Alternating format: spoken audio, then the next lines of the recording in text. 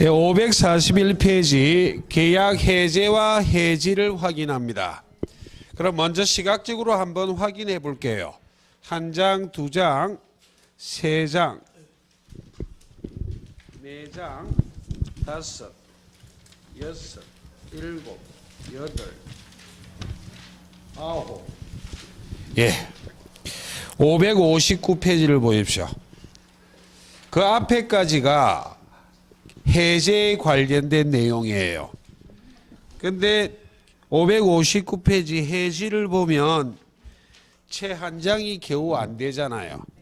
지난주에 설명드렸듯이 기본서가 서술할 때 해제는 자세히 장황하게 서술하고 말미에 해지는 해제와 차이점만 적어놓고 있어요.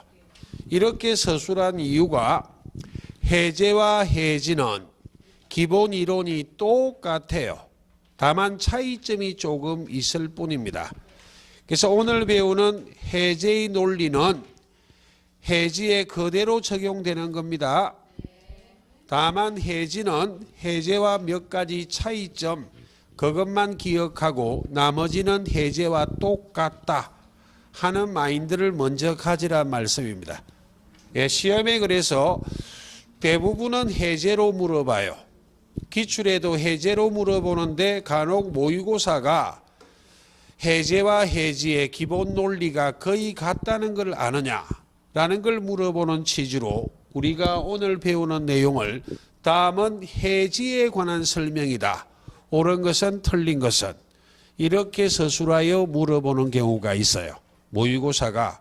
그럼 그 해지를 해제로 뜯어고쳐 읽으시면 돼요. 기본 논리는 같다 다르다. 같다고. 자, 지금부터 해제를 이해해 보겠습니다. 실수로 지우면 안 적어도 됩니다. 고맙습니다.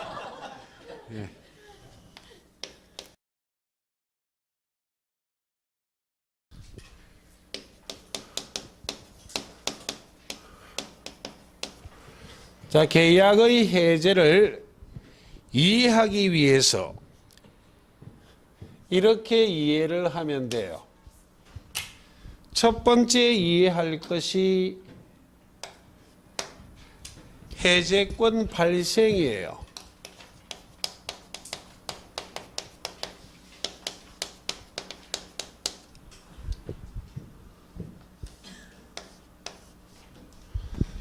다음에 이해할 것이 해제권 행사입니다.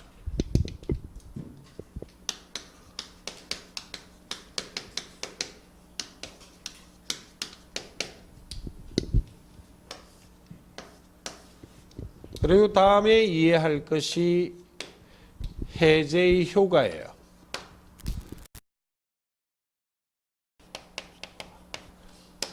시간의 경과입니다. 이 세 단계의 논리로 이해하시면 해제를 접근하기가 좀 쉬워진다는 이야기야.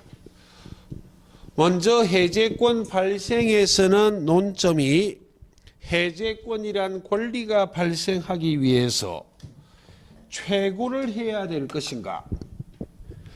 최자가 재촉할 최자예요. 재촉, 독촉, 최고해야만 해제권이 발생할 것인지 최고하지 않아도 해제권이 발생할 것인지 라는 게 첫 번째 논점이고, 해제권이 발생했다면 해제권이 권리지 의무가 아니기 때문에 해제권을 가진 자는 행사 여부는 자유입니다. 자유. 되겠죠? 행사할 수도 있고 안 할 수도 있어. 그럼 행사하기 위해서는 어떻게 해야만 하는가? 세 번째는 해제권을 행사하면 계약이 해제가 되는데, 계약이 해제가 됐을 때 어떤 법적 효과가 발생하는가 하는 이 시간적 흐름에 따라서 해제를 이해해야만 접근하기가 용이하다. 그 말입니다. 다소 어렵습니다. 뭔들 안 어렵겠노. 먼저 해제권 발생부터 해보겠습니다.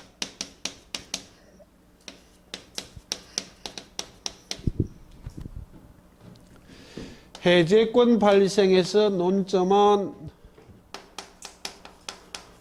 최고를 해야만 해제권이 발생할 것인가, 최고하지 않아도 해제권이 발생할 것인가, 이게 논점이에요. 그럼 해제권이란 권리는 크게 둘로 나눌 수 있습니다.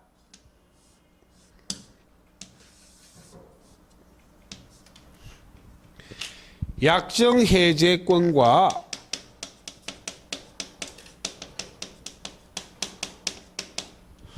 법정 해제권으로 나눌 수 있어요.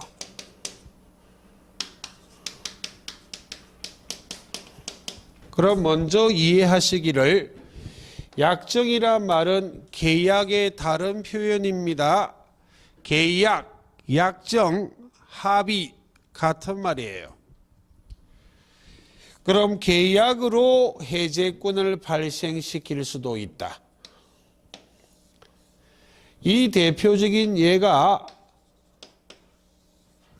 조금 이따 매매할 때 배울 계약금, 계약 등을 말해요.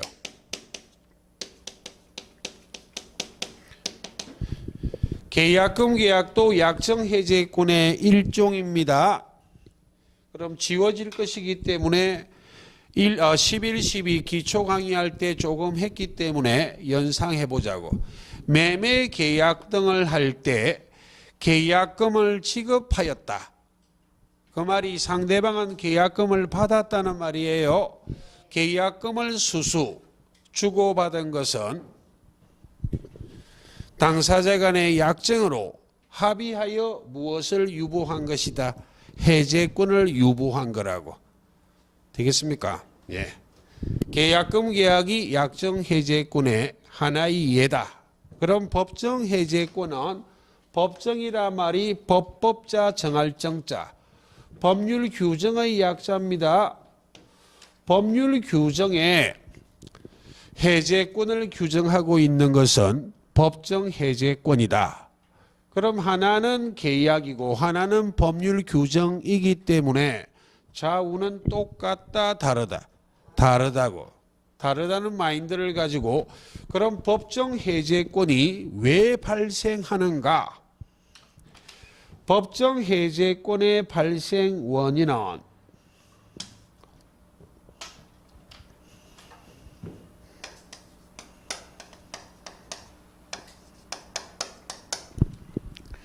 채무 불이행입니다.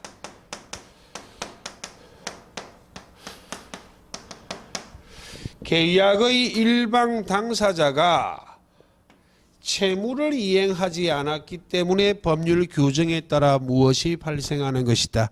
법정 해제권이.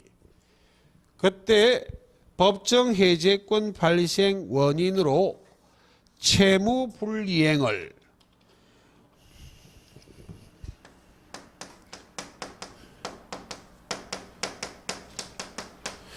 민법의 규정은 둘만 규정해 놓았다고요.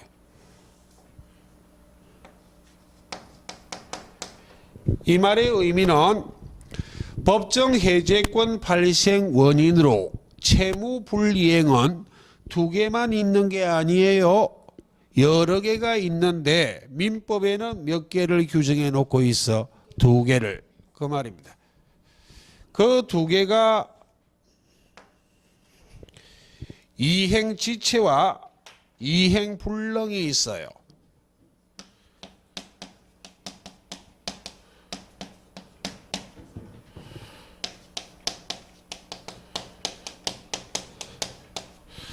서술은 주로 지체를 먼저 서술하는데, 제가 불능을 먼저 서술한 이유는 지체에 적을 게 많아서 적기 편하도록 하기 위해서 뒤에 적어놨다고. 그래서 계약 해제는 이행 지체를 중심으로 이해를 하는 거예요. 그리고 이행 불능하고 비교를 해보면 된다고. 그래서 불능을 중심으로 했을 때에는 채무 불행 책임 중에 불능은 무엇을 말해? 이행 불능만 있는 게 아니고 불능에서는 이행 불능을 강조했을 뿐이라고. 예. 그럼 칠판을 보시고 채무를 이행하는 것이 불가능해요. 채무를 이행하는 것이 불가능해서 채무를 이행하지 않은 것은 채무 불이행 맞잖아요. 채무를 이행할 수 있는데도 지체, 게을리해서 게을리하고 있는 중이란 말은 아직 채무는 이행했다 안 했다? 안 했다고. 둘 다 채무 불이행이에요. 근데 이행이 불가능해서 이행하지 않는 것을 상당한 기간을 정하여 이행할 것을 재촉, 독촉, 최고해봐야 이행이 가능하다 불가능하다? 불가능하기 때문에 최고를 한다 안 한다? 안 해요. 이행 있는데도 게을리하고 있습니다. 상당한 기간을 정하여 이행할 것을 최고한다 안 한다? 한다니까요.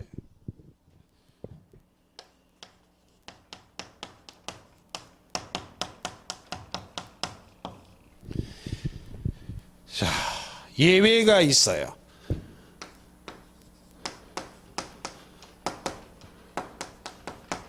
셋이 있는데 1, 2월 달은 2개만 하겠습니다. 이행할 수 있는데도 게을리하고 있는 이행지체 중 최고하지 않고 곧바로 해제권이 발생할 수 있는 예외가 2개가 있어요. 이행불능은 최고하지 않고 바로 해제권이 생긴다는 말이에요. 예.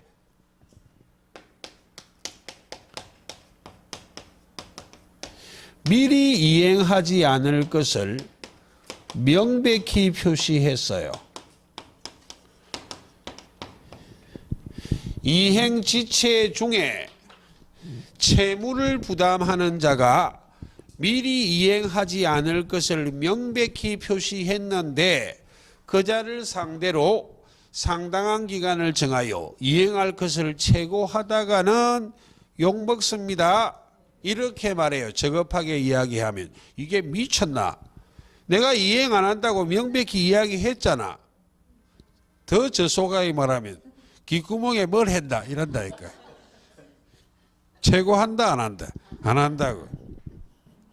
죄송합니다. 자, 2번째요. 정기행위요. 정기행위는 몇 차례 시험에 물어본 적이 있어요. 개념 정확하게 이해할 필요 없고 정기, 딱 정해진 시기요. 딱 정해진 시기에 계약을 이행하지 않는다면 계약의 목적을 달성할 수 없는 행위를 무엇이라 말해? 정기행위요. 대표적인 예가 화환등이에요. 자, 대표적인 예를 하나 들어볼게요. 부조의 끝판왕은 이렇게 해야 된답니다. 물론 친분관계가 돈독하다는 전제하 학원에 다니는 둘도 없는 친구가 있어요. 엄청 친한 친구 있는데 우연히 하고 나서 만났어. 다음 주에 그 집 딸내미 결혼한대요. 그럼 부조할 때는 이렇게 해야지. 학원생 일동 얼마씩 각출해서 부조하고 친분이 돈독하니까 현장에 가야지. 또 가기 전에 친분이 돈독하니까 화환 보내야죠. 꽃집에 화환 주문하고 그리고 현장에 가서 개인적으로 부조하고 이게 부조의 끝판입니다. 엄청 친한 사이면 셋 중에 하나라도 안 하면 괘씸죄에 걸려요. 세상에서 제일 무서운 죄가 괘씸죄입니다. 그래 현장에 갔습니다. 부조를 했어요 또. 근데 결혼식이 끝날 때까지 화환이 오지 않습니다. 그럼 결혼식 끝나고 노발대발 꽃집에 전화해서 빨리 안 보낼래 하고 재촉, 독촉, 최고합니다. 합니까? 제가 합니다가 아니라 합니까? 물어봤어요. 최고해봐야 오면 뭐 할 건데. 다른 신랑 신부다. 다른 신랑 신부. 최고한다 안 한다? 안 해요. 꽃집에서 결혼식장에 화환을 보내주는 것이 이행이 가능하다 불가능하다? 꽃집에서 꽃이 드글드글해요. 가능하잖아. 근데 안 보낸 건 무엇이라? 이행지체인데, 그런데 정기행위는 결혼식 끝나고 꽃이 와봐야 쓸 데 있다 없다? 없기 때문에 채고를 한다 안 한다? 안 한다고. 채고하지 않고 해제권이 발생한다는 말이지 계약이 자동적으로 해제된다는 말 아니에요. 지금은 첫 번째 단계 하고 있어. 아직 계약이 해제된 것은 요원하다. 아직 시간은. 채고하지 않고 무엇이 생긴다는 말이라? 해제권이요. 계약이 해제되기 위해서는 꽃집 주인에게 법률적으로는 해제하겠습니다라고 해제권 행사해야 해제됩니다. 채고 필요 없이 무엇이 생긴다고? 해제권이 발생한다고. 되겠습니까? 예. 라는 걸 이해를 좀 하자. 결혼식이 아니라 상가도 가능하죠. 예. 출산하고 난 다음에 화나봐야 필요 있다 없다? 없다. 그런 식으로 접목할 수도 있어요. 또는 결혼식 예복이요. 결혼식 예복이 결혼식이 끝날 때까지 안 오면 뒤에 와봐야 쓸 데 있다 없다? 없잖아. 예를 든다면 그런 것들이 딱 정해진 시기에 계약을 이행하지 않는다면 계약의 목적을 달성할 수 없는 행위를 무엇이라 말해? 정기행위. 개념은 대충 아시면 되고, 정기행위는 이행지체의 일종이지만 해제권이 발생하기 위해서 예외적으로 최고는 한다 안 한다? 안 한다. 최고 없이 해제권이 발생하는 이행지체의 예외입니다. 예. 를 기억하시고 그 외 채무불이행 해보자고요. 그 외에도 채무불이행은 있어요. 이것들은 정답은 잘 되지는 않아요. 채고를 요하는지 요하지 않는지에 혹 지문으로 등장할까 봐 보여드리는 거예요. 첫째, 불완전 이행이요. 자, 영어를 보시고 채무는 이행을 했어요. 그런데 완전 이행해야 채무 이행이지 완전하지 않는 채무를 이행한 것은 무엇의 일종이다? 채무 불이행의 일종이에요. 그럼 불완전 이행은 둘로 나눕니다.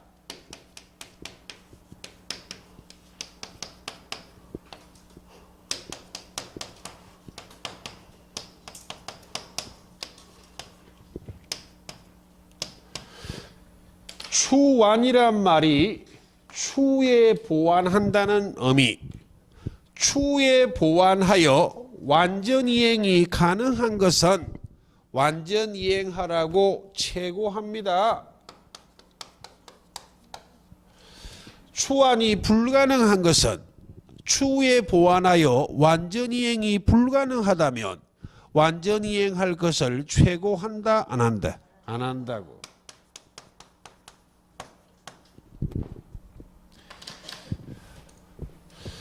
자, 채권자 지체요.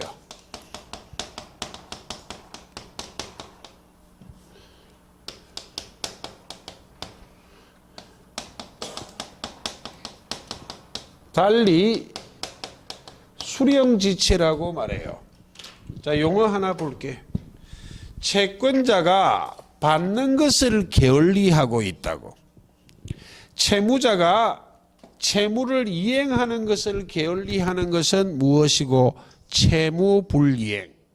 달리 이행지체라 말해. 되겠습니까? 예. 채무자가 채무 이행할 수 있는데도 게을리하는 것은 무엇이고? 이행지체. 이건 채무자 지체라고도 말을 하는데 시험에는 채무자 지체란 용어는 쓰지 않아요. 그런데 이 두 가지는 다 시험에 쓰는 용어예요. 채권자가 받는 것을 게을리한 것이 무엇? 수령지체. 그래서 달리 무엇이라 말한다? 채권자 지체. 이행을 할 수 있는데도 게을리했던, 수령을 할 수 있는데도 게을리했던 게을리하는 것은 무엇을 해야만 해제권이 생길 수 있어? 최고요. 상당한 기간을 정하여 수령할 것을 최고하고 그 기간이 경과했음에도 불구하고 수령하지 않는다면 그때 무엇이 발생하는 것이다? 해제권이요. 지체는 원칙 최고해야 됩니다. 이행지체든 수령지체든. 이행을 할 수 있는데도 게을리, 수령을 할 수 있는데도 게을리하고 있으니까 상당한 기간을 정하여 이행할 것을, 수령할 것을 최고하는 게 원칙이다. 되겠습니까? 예. 라는 걸 기억하시고 사정 변경이요. 사정 변경을 이유로 계약 해지할 수 있을 것인가에 대해서 우리나라 대법원 판례가 어디 가니까 이게 무슨 잔지를 물어보더라고요. 예, 판자예요, 판자. 판자인데 잘 보이라고 동그라미 하나 쳤을 뿐이에요. 판례의 약자예요. 사정 변경을 이유로 계약 해지할 수 있을 것인가에 대해서 대부분의 입장이 달라졌습니다. 오랜 세월 동안 계약 해지하지 못한다 라는 입장이었다가 최근에 무엇할 수 있다고 달라졌다고? 해제할 수 있다고. 사정 변경이 무엇인지 자세한 분석은 시험에는 잘 묻지 않아요. 사정이 달라졌다는 말이에요. 계약을 체결할 당시에는 미처 예견하지 못한 사정이 생겼어. 사정이 달라졌다고. 그럼 그 계약을 그대로 이행하도록 강요하는 것은 신의 성실의 원칙에 반하기 때문에 현재 대법원 판례가 사정 변경을 이유로 계약 해제할 수 있다 없다? 있다는 게 판례예요. 사정 변경을 이유로 계약 해제할 수 있는데 이 사정 변경을 이유로 계약 해제할 때는 최고 필요 없이 무엇이 생긴다고? 해제권이요.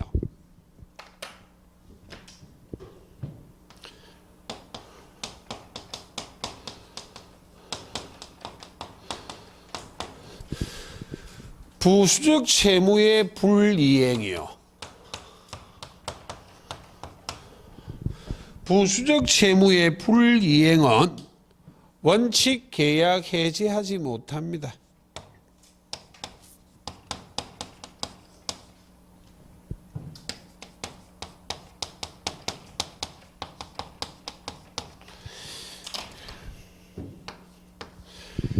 그럼 해제를 할 수 있다는 전제하 해제권이 생겨야 계약을 해제하는 거거든.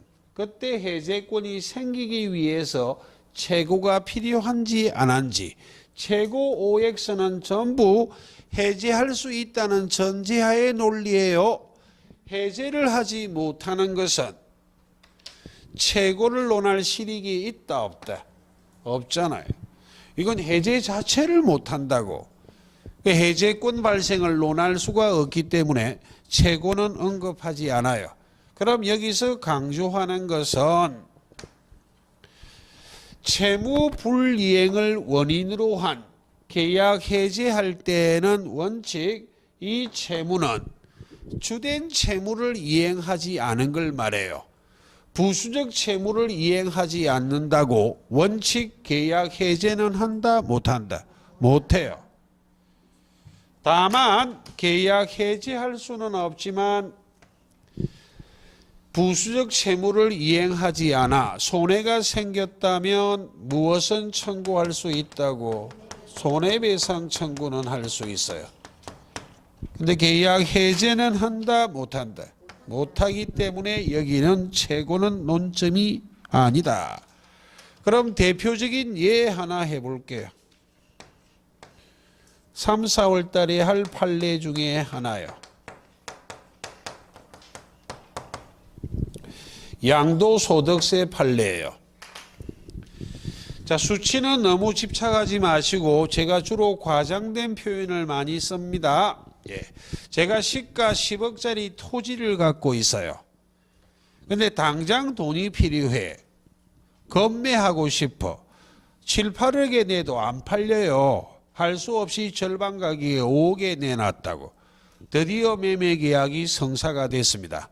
체결하는데 제가 곰곰이 생각하니까 특별하게 지가가 빠질 조짐도 없는데 당장 돈이 필요해서 절반 가격에 내놨기 때문에 너무너무 억울해요. 그래서 매수인한테 부탁을 해. 뭐 좀 내달라고? 양도소득세요. 그럼 매수인이 이렇게 말합니다. 아이, 현행세법이 양도소득세는 매도인이 부담한다 돼 있는데 내보고 내라면 어떻게 해요? 법도 모르는 사람처럼. 이렇게 질책하면 제가 어떻게 할지 아시겠습니까? 바로 털고 일어나 버립니다. 문디 니한테 안 팔면 팔 데 없나? 절반이면 조금만 더 찾으면 부지기수로 널려있다. 되겠습니까? 그때 매수인은 뭐라고 이야기해야 된다고? 오케이 이렇게 말해야 돼. 10억짜리를 5억에 사는데 양도소득세까지 그거 못 내줘. 되겠습니까? 당근 내가 양도소득세를 내겠습니다라고 매수인과 매도인이 합의가 됐어. 과거 오래전에 판례예요. 그럼 매도인과 매수인의 주된 채무는 매도인은 재산권 이전 의무, 매수인은 대금 지급 의무, 의무는 이행했습니다. 그럼 등기하고 나면 국세청에서 납부고지서 날아오잖아요. 납부고지서를 누구한테 보낸다고? 매도인한테 보내지. 매도인이 매수인한테 전화합니다. 약속대로 양도소득세 좀 내십시오 라고 말하면 갑자기 매수인이 전화를 잘 안 받아요. 빌어먹을. 그래서 노발대발 약속을 위반했기 때문에 해제하겠다고 소송 시작해. 원칙적으로 부수적 채무를 이행하지 않았다고 계약 해제는 한다 못한다? 못해. 패소한다고 매도인은. 되겠습니까? 다만 손해가 생겼다면 무엇을 청구할 수 있을 뿐이다. 손해배상 청구요. 그래서 그 뒤로는 매수인들이 약속을 어긴다는 걸 알고 실무에서는 그와 같은 매매했을 때에는 양도소득세 계산하면 얼마인지 바로 나와요. 예, 바로 나오기 때문에 매매 대금에 양도소득세를 포함시켜서 동시행관계를 만들어 버린다고. 특약사항에. 되겠습니까? 또는 매수인이 아이고 지금은 양도소득세까지 지급할 돈은 없는데 딱 5억 있는데 이렇게 말하면 특이하게 기록해야 돼. 양도소득세 부담 의무를 매수인이 어긴다면 채무 불이행한다면 무엇을 할 수 있다고 특약을 맺어버릴 수 있다고? 계약 해제요. 되겠습니까? 지금은 계약법을 하고 있어. 계약법의 규정들은 거의 대부분 무엇이다? 임의 규정. 방금 말했던 건 실무 때문에 설명드렸고 시험에는 여기까지만 물어봐요. 예. 자, 여기까지가 해제권 발생이에요. 그럼 해제권 행사해 볼게요.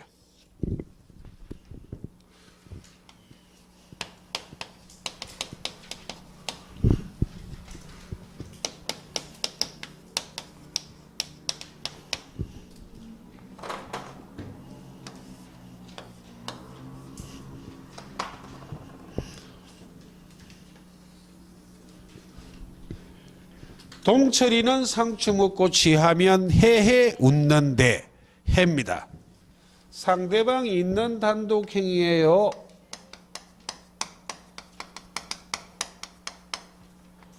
상대방이 있는 단독행위이기 때문에 계약이 해제가 되기 위해서는 해제하겠습니다라는 의사표시가 상대방에게 도달을 해야 돼.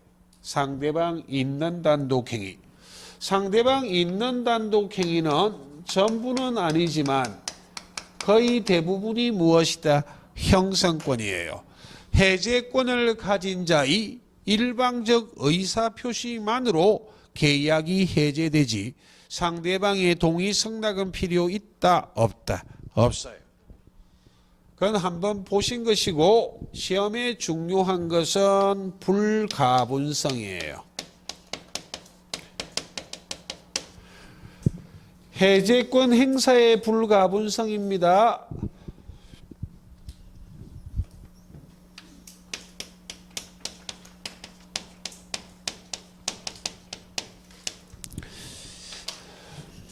가할 가자에 나눌 분자, 나눌 수 있다는 말, 아니 불자를 붙였기 때문에 나눌 수 있다, 없다, 없어요.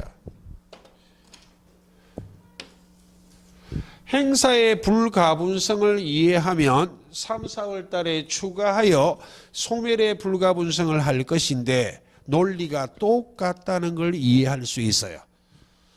자, 해제권자나 그 상대방,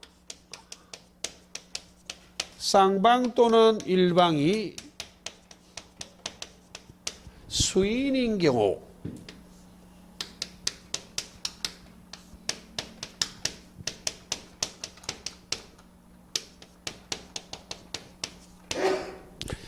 수인이란 말이 여러 명을 말합니다.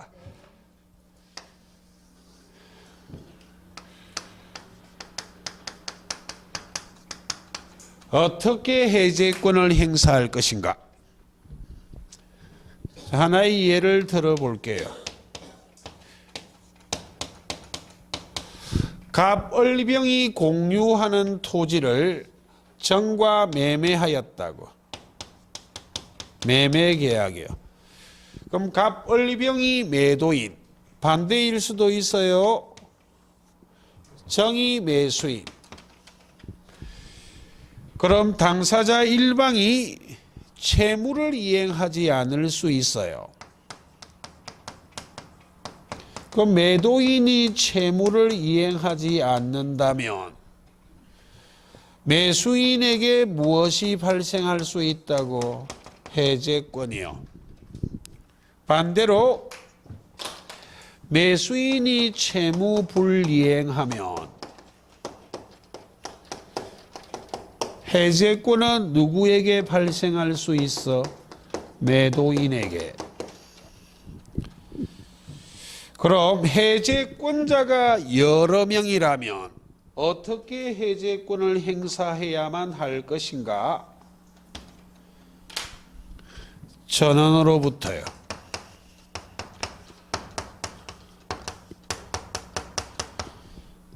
상대방이 여러 명이라면 어떻게 행사해야 될 것인가? 전원에 대하여요.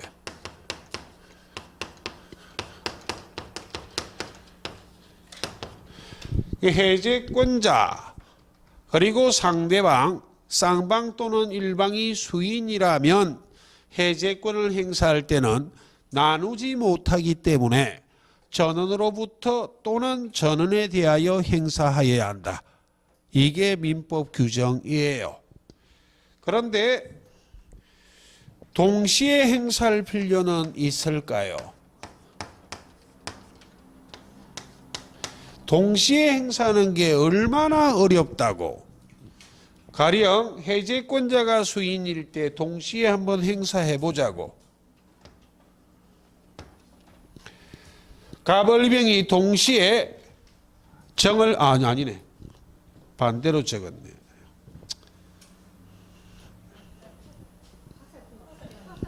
아니야. 반대로 적었네. 죄송합니다. 뭐가 이상하대. 죄송합니다.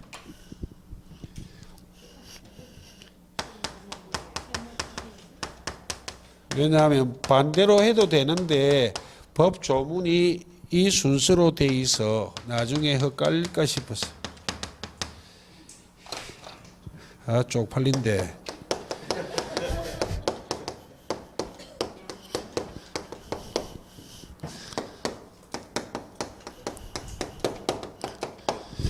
해제권자가 수인이라면 전원으로부터 해제권을 행사해야 되는데 동시에 행사해야 된다면 갑을병이 정을 상대로 당신의 채무 불이행으로 인하여 우리가 해제권을 행사하겠습니다. 라는 의사표시를 동시에 하기 위해서는 과장되게 석 달여를 숙박해야 돼. 합숙이요. 박자를 맞춰야 되거든. 중구난방식으로 이야기하면 정이 알아듣는다 못 알아듣는다. 동시에 행사하는 게 쉽다 어렵다. 어렵잖아요. 그럼 이 경우는 거의 불가능합니다. 가벌병의 채무불이행으로 인하여 정의해제권을 행사할 때 동시에 행사해야 되면 가벌병을 다 불러 모아야 돼. 가벌병이 해제권자 정식하는 대로 한꺼번에 모인다 안 모인다? 안 모인다고 니 해제하든 말든 되겠습니까? 불러 모으는 게 현실적으로 가능하다 불가능하다? 불가능에 가까워요. 그래서 동시에 행사하는 것은 필요 없다는 말이에요. 그럼 이런 이야기예요. 가령 예를 든다면 해제권자가 수인이라면 병은 오늘, 을은 내일, 갑은 모레 이렇게 행사해야만 전원으로부터 행사했잖아. 언제 해제가 된다고? 모레요. 반대로 해제권자의 상대방이 수인이라면 정의 병에게는 오늘, 을에게는 내일, 갑에게는 모레 이렇게 행사할 수도 있다 없다? 있다. 그때 전원에 대하여 행사한 거라고. 그럼 계약은 언제 해제되는 것이다? 모레. 왜 동시에 행사할 필요는 있다 없다? 없어요. 전원으로부터 또는 전원에 대하여 행사해야만 해요. 자, 그 다음 해제의 효과를 해보자고요.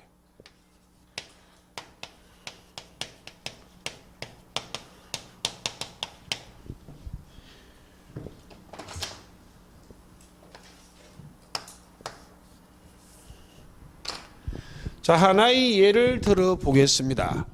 이론 전부를 이해하라고 제가 주로 이런 예를 듭니다. 자, 부동산을 소유하는 갑이 있어요. 갑을 간에 왜 이래?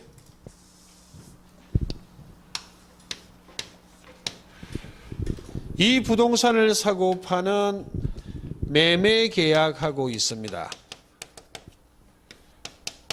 1월 1일 날 매매 계약을 체결, 매매 계약이 성립했습니다.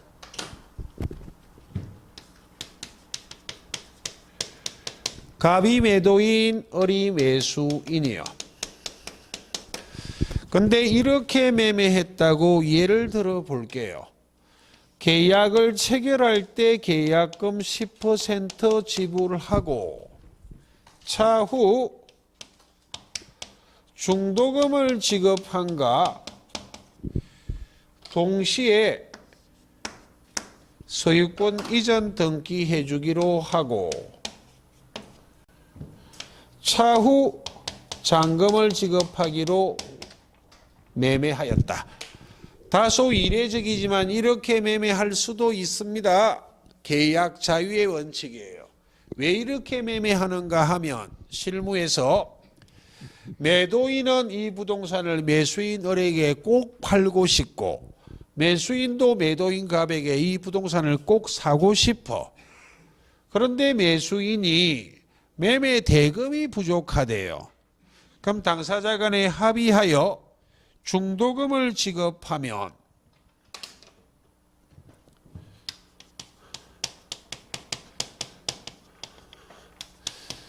중도금 지급 시기에 소유권 이전 등기해주고 목적물을 인도한다고.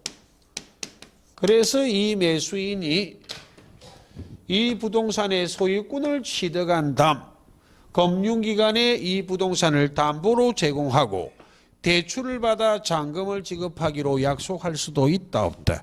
있다고요. 다소 이례적이지만 이렇게 매매할 수도 있어요. 그럼 차후 3월 1일 날 매수인이 매도인에게 잔금을 지급하면 아주 아름답게 계약이 종결된 거예요. 그런데 이 매수인이 배신을 해야 이론이 되죠. 예. 잔금을 지급하지 않습니다. 그럼 잔금 지급 시기에 매수인에게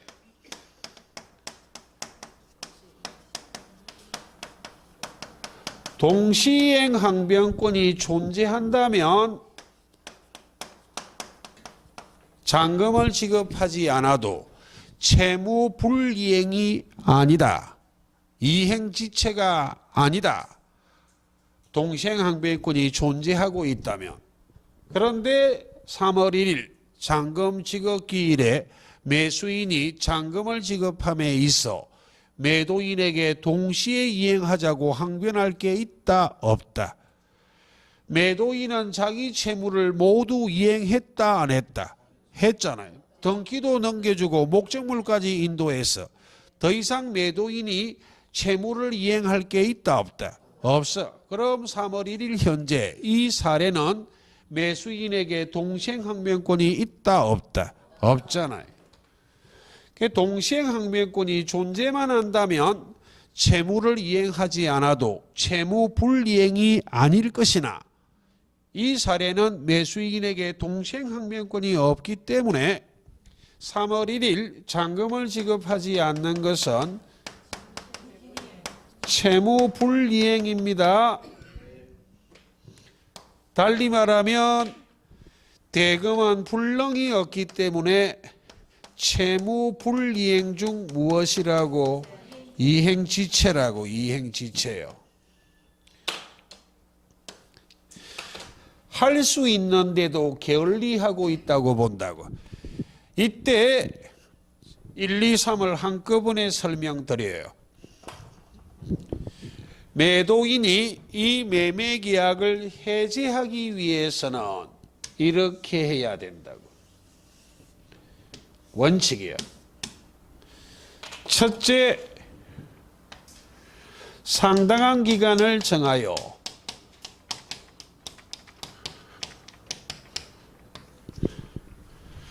이행할 것을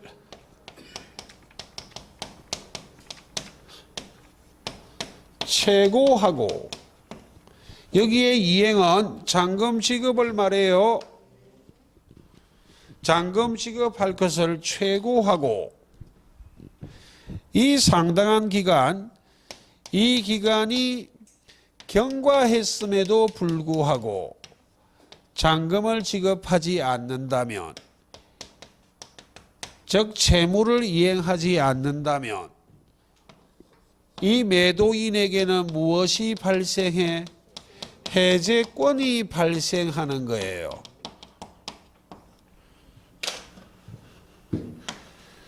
해제권이 발생하면 해제권은 권리지 의무가 아니다. 행사 여부는 자유예요. 그러므로 해제하겠습니다라는 해제의 의사 표시를 하는 것이 곧 무엇이다? 해제권 행사라고.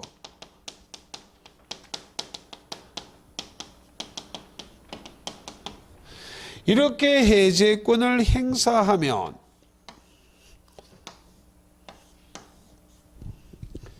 계약이 해제가 된다고.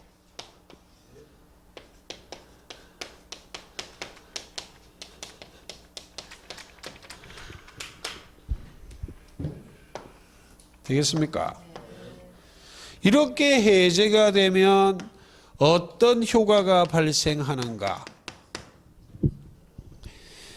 해제가 풀해자에 제거할 제자, 계약을 제거하는 거예요. 죄일 자책을 보시고 후발적 불능은 유효한데 채무자에게 귀책 사유가 있다면 채무불이행 책임 중 이행불능의 문제로 해제권을 가진 자가 계약을 해제하면 소급하여 무효가 돼버린다고. 처음부터 무효가 돼버려. 제거할 제자이기 때문에 소급효가 있어. 처음부터 무효가 돼버린다고. 그럼 비교하자. 해지는 거칠 지자예요. 가령 임대차 계약을 체결함에 있어 2년을 약정했어요. 근데 1년이 도래하는 시점에 차임을 2기를 연체해서 임대인이 계약을 해지하면 1년 살아온 것은 유효해요. 앞으로 1년 남은 것은 무엇이 돼? 무효가 돼. 집 비워야 된다고. 해지는 거칠 짓자. 장래로만 무효가 되지 소급하여 무효가 된다 안 된다? 안 된다고. 그래서 해제는 소급효가 있지만 해지는 소급효가 없다. 즉 장래효만 있다. 되겠습니까? 이게 대표적인 차이점이에요. 그래서 계약을 해제하면 계약이 처음부터 무효가 돼.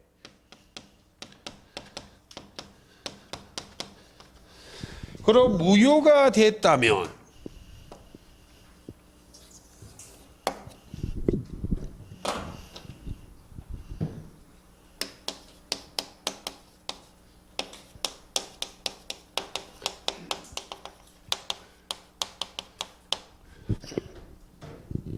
무효의 일반적 효과는 부당이득 반환 의무예요.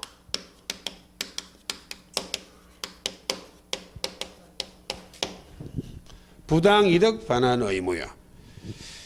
자, 1월달 첫째 주에 반사의 질서행위 할 때 설명드린 거예요. 부당이득 반환 의무는 무효의 일반적 효과는 법률행위가 효력이 없으니까 이행하기 전에 이행할 필요는 없지만 이행한 것은 부당이득에 해당하기 때문에 반환해야만 한다. 되겠습니까? 불법을 원인으로 급여한 것에 해당하는 것이다. 불법 원인 급여 이런 걸 설명했잖아요. 그런데 무효의 일반적 효과는 불법 원인 급여 아닙니다.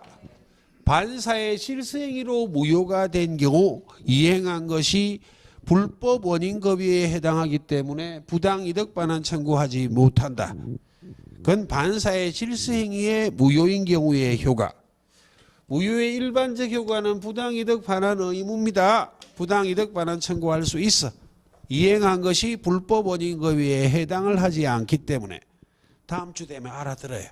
2달 됐다 2달. 그때 반환의 범위는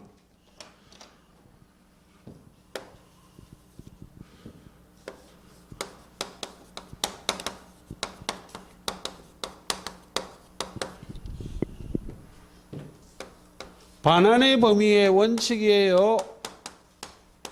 선의의자는 현존 이익만, 현재 존재하는 이익만을 반환하고 악의의 자는 전부 반환해요.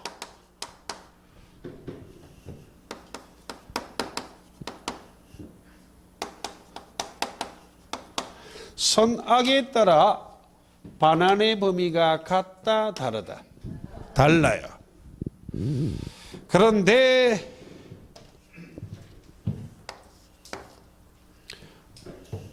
여기로 가지 않습니다. 어디로 갈 것인가?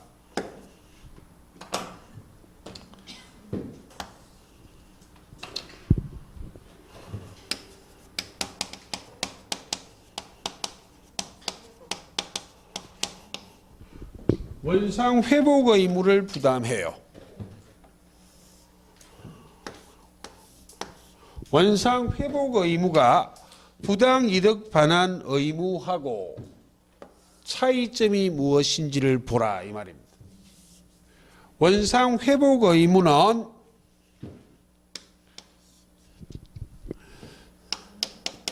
선의 악의를 불문하고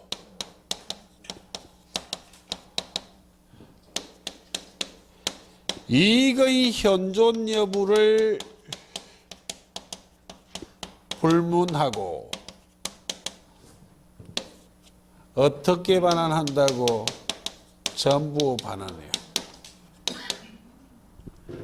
그럼 대표적인 차이점을 보면 부당이득 반환 의무는 선의의 자는 현존 이익만, 악의의 자는 전부인데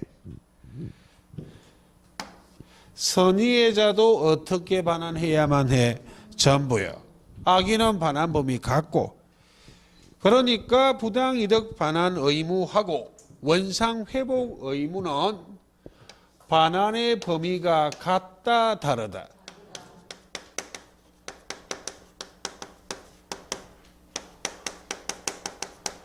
반환의 범위가 다르기 때문에 무효가 됐음에도 불구하고 부당이득 반환 의무란 표현을 쓰지 않고 무엇이란 표현을 쓰고 있어? 원상 회복 의무라고. 알아듣습니까? 반환의 범위가 다르기 때문에 용어를 달리 쓴다고. 용어를 달리 쓰는데 어려운 말을 하나 하면 그냥 지금부터 적는 것은 가볍게 보십시오. 이 원상 회복 의무가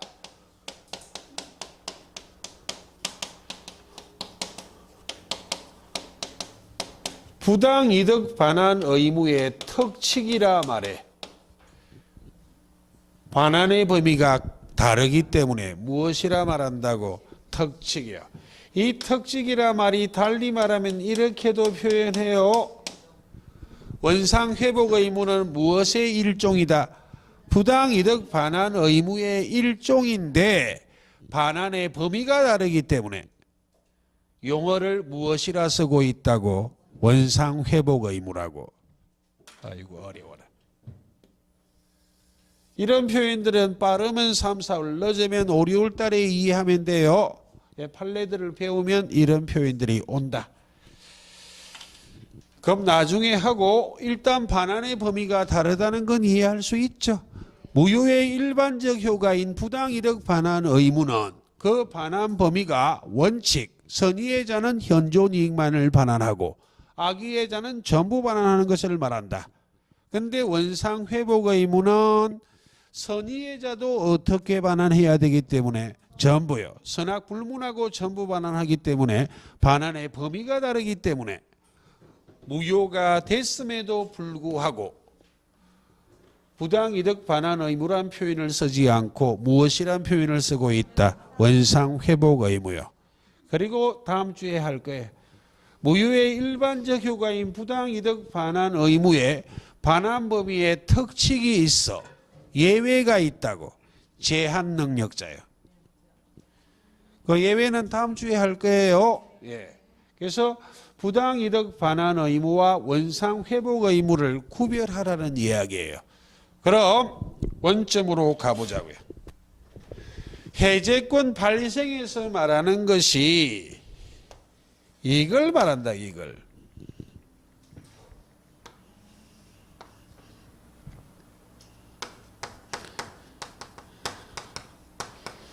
이행불능과 같은 것은 절차가 2번부터 시작한다고. 자척의 해제권 발생에서 최고를 요하는 것들은 절차가 1, 2, 3, 4를 타고 가야 돼. 최고를 요하지 않는 것은 1번이란 절차는 있다 없다? 없어. 이행불능과 같이 최고를 요하지 않는 것은 바로 무엇이 생겨버린다고? 해제권이. 이런 최고는 한다 안 한다? 죄를 자처 컨닝하고 이행불능이라든지 불완전 이행에 추안이 불가능한 경우라든지 또는 사정 변경을 이유로 계약 해제할 때에는 1번이란 절차, 최고란 절차는 필요 있다 없다? 곧바로 무엇이 발생해 버린다고? 해제권이. 그럼 해제권 행사하면 계약이 해제가 되고 이런 효과가 생긴다. 되겠습니까? 근데 최고를 요하는 것은 1번이란 절차도 있다. 이행지체의 원칙, 나머지 최고 요하는 것들은 상당한 기간을 정하여 이행할 것을 최고하고 그 기간이 경과했는데도 채무를 이행하지 않는다면 그때서야 무엇이 발생해? 해제권이. 최고 요한다 요하지 않는다 하는 해제권 발생에서 이야기하는 저희는 1번이란 절차를 거쳐야 될 것인가 거치지 않을 것인가? 채권을 요하는 것은 1번이라는 절차를 거쳐야 돼. 근데 채권을 요하지 않는 것은 1번이라는 절차 필요 없이 곧바로 무엇이 생기는 것이다. 해제권 발생. 그 차이점을 해제권 발생해서 채권가 필요한지 안 한지 이걸 구별한 거예요. 이해하셨습니까? 예. 그리고 자 여기까지가 1, 2월 달이고 이 전부를 반환한다는 말이 도대체 어떻게 반환하는 것을 말하는 것인가 하는 내용은 3, 4월 달에 설명해 드릴 거예요. 예. 1, 2월 달은 여기까지 이해하시면 되겠습니다. 되겠습니까? 예. 좀 어렵지만 해제권 발생, 해제권 행사, 해제의 효과 이 세 가지를 시간적 흐름에 따라 이해를 좀 하실 필요가 있어요. 지금 이 1, 2, 3, 4의 절차는 무엇을 전제한 절차다? 이행지체, 채권을 요하는 경우의 절차가 이렇다 이 말입니다. 그래서 이행지체를 중심으로 계약 해제를 이해하고 채권을 요하지 않는 것은 1번이란 절차가 없이 곧바로 무엇이 생기고 해제권이요. 해제권이 생기면 해제권은 권리지 의무가 아니기 때문에 해제권 행사해야만 계약이 해제가 된다. 그리고 어떤 효과가 생길 것인지 2, 3, 4로 내려오는 것은 채권을 요하든 요하지 않든 똑같아요. 해제권 발생해서 채권을 요하는지 요하지 않는지를 구별한 이유는 1번이란 절차를 거쳐야 해제권이 생길 것인지 1번 절차 없이 바로 해제권 생길 것인지 이 차이점 외에는 2, 3, 4는 똑같다 다르다. 똑같아. 이해하셨습니까? 예, 그런 말입니다. 그럼 1, 2월 달 해제는 여기까지야. 치시다가 계약법 강론 매매 임대차를 확인하도록 하겠습니다. 예, 잠깐만 쉬겠습니다.